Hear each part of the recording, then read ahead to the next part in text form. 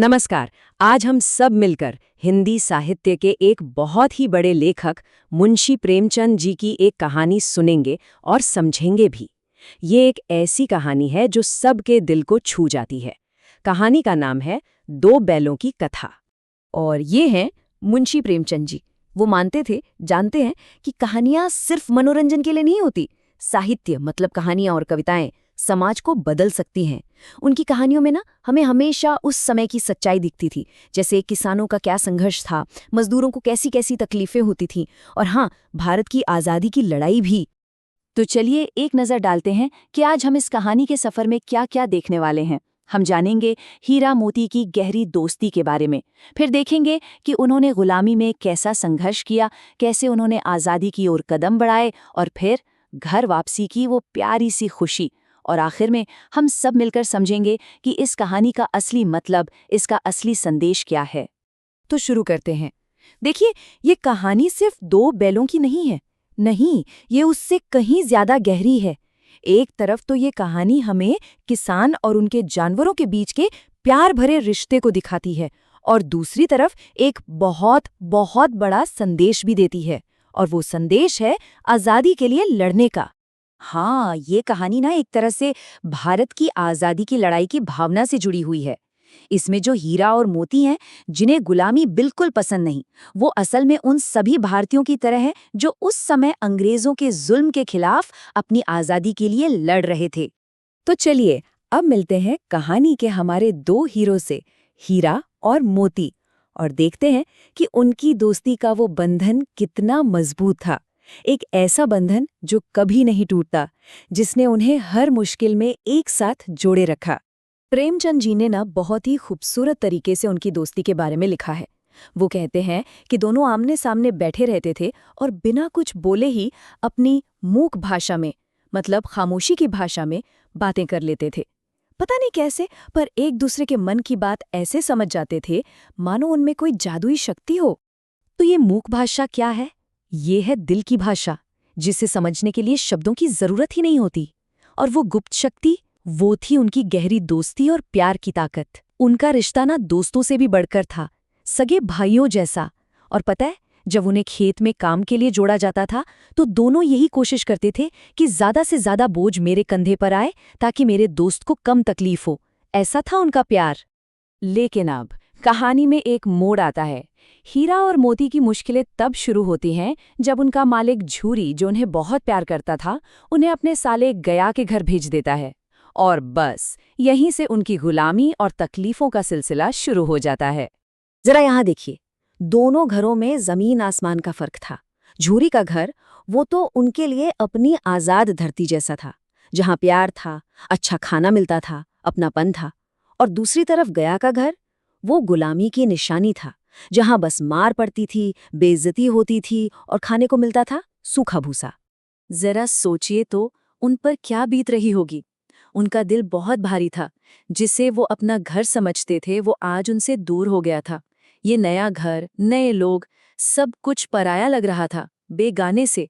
वो बहुत बहुत दुखी थे और एकदम अकेले। मगर हीरा और मोती वो हार मानने वालों में से थोड़े ही थे। उन्होंने इस गुलामी को मानने से साफ इनकार कर दिया।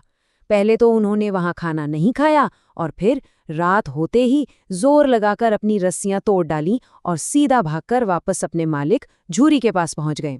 ये था उनका पहला विद्रोह, उनकी बगावत की पहली चिंगारी। लेकिन उन्हें फिर से पकड़कर गया के घर ले जाया गया, और इस बार तो तकलीफें और भी बढ़ गईं। पर उस मुश्किल और अंधेरे भरे समय में भी ना, एक छोटी सी उम्मीद की रोशनी थी। वो थी गया के घर की एक नन्ही सी बच्ची। वो बेचारी रोज रात में चुपके से आती और दोनों को एक एक रोटी खिला जाती थी। उस बच्ची के प्यार ने उन्हें हिम्मत दी। अब कहानी अपने सबसे जरूरी मोड़ पर आती है। भागने की एक और कोशिश में हीरा और मोती पकड़े जाते हैं, और इस बार उन्हें कांजी हाउस में बंद कर दिया जाता है। अच्छा, कांजी हाउस वो जगह होती है जहां आवारा पशुओं को, मतलब जिन जानवरों का कोई मालिक नहीं होता, उन्हें बंद करके रखा जाता है। उस कांजी हौज के अंदर का हाल बहुत ही बुरा था। वहां और भी बहुत से जानवर थे, बकरियां, भैंसें, घोड़े, सबके सब बेचारे भूख और प्यास से तड़प रहे थे। चारों तरफ बस निराशा ही निराशा थी। ऐसे में हीरा ने मोती से कहा, दोस्त, यहाँ से भागने का कोई तरीका निकालना ही होगा। चलो, ये दीवार ही तोड़ डालते हैं। और फिर जानते हैं उन्होंने क्या किया? वही जो एक सच्चा आज़ादी का सिपाही करता है। हीरा ने अपने सींगों से कच्ची दीवार पर हमला करना शुरू कर दिया। उसे देखकर मोती भी पूरी ताकत से उसकी मदद करने लगा। और जब दीवार टूटी तो वो खुद नहीं भागे। पहले उन्होंने बाकी सभी जानवरों को वहां से भगाया, उन्हें आज़ाद किया। और फिर जब हीरा की रस्सी फंस गई तो मोती चाहता तो भाग सकता था, पर वो नहीं भागा। वो दोस्त के साथ ही खड़ा रहा। यही तो है सच्ची दोस्ती, है ना? इस बहादुरी की उन्हें बहुत बड़ी सजा मिली।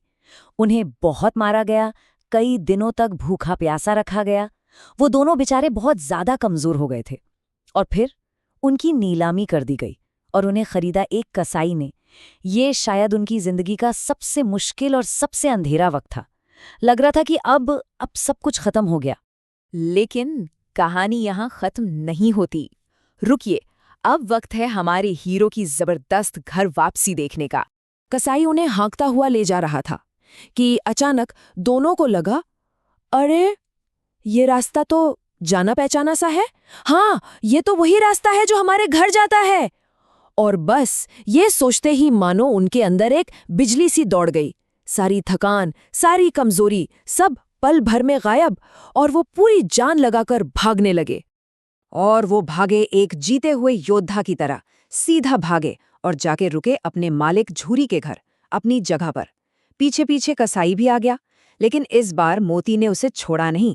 एक बहादुर सिपाही की तरह उसे सींगों से मारकर गांव के बाहर तक खदेड़ दिया। आखिर में उन्होंने अपना घर, अपनी आज़ादी वापस हासिल कर ही ली। तो इतनी जबरदस्त कहानी से हमें क्या सीखने को मिला? चलिए अब जरा इस कहानी से मिली सीख पर बात करते हैं। सबसे पहली और सबसे बड़ी सीख तो है सच्ची दोस्ती। एक ऐसा दोस्त जो मुश्किल में कभी साथ ना छोड़े। दूसरी बात, आज़ादी की कीमत। ये कि आज़ादी दुनिया की सबसे कीमती चीज़ है और उसे पाने के लिए संघर्ष करना पड़ता है। और क्या सीखा? कि हमें कभी भी अन्याय को चुपचाप सहना नहीं चाहिए, उसके खिलाफ आवाज़ उठानी चाहिए। और आखिर में अपने घर, अपनी धरती से जो प्यार होता है ना, वो हमें बहुत ताकत देता है। और हाँ, इस कहानी का जो सबसे अहम संदेश है वो ये है कि आज़ादी, वो चाहे किसी की भी हो, आसानी से नहीं मिलती। उसके लिए बार बार लड़ना पड़ता है, बार बार संघर्ष करना पड़ता है, ठीक वैसे ही जैसे हीरा और मोती ने किया। और अब आखिर में एक सवाल, जरा सोचकर देखिए, अगर हीरा और मोती ने हार मान ली होती तो, अगर उन्होंने लड़ना छोड़ दिया होता तो उनका क्या होता? शायद इसी सवाल के जवाब में ही हमें ये सीखने को मिलता है कि अपने हक के लिए, अपनी आज़ादी के लिए लड़ते रहना कितना ज़रूरी है।